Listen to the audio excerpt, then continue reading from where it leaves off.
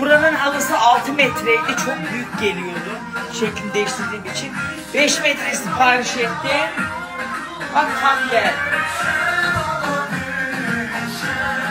Güzel sildim, silkeledim. Şimdi 6 metresi balkonda yıkanmayı bekliyor.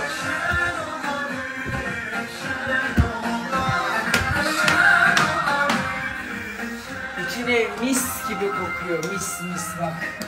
Çarşafımı da asmışım. Pikemi de değiştirmişim. Koridorumu da silmişim.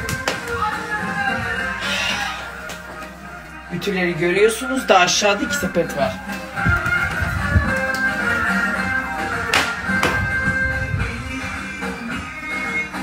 Allah.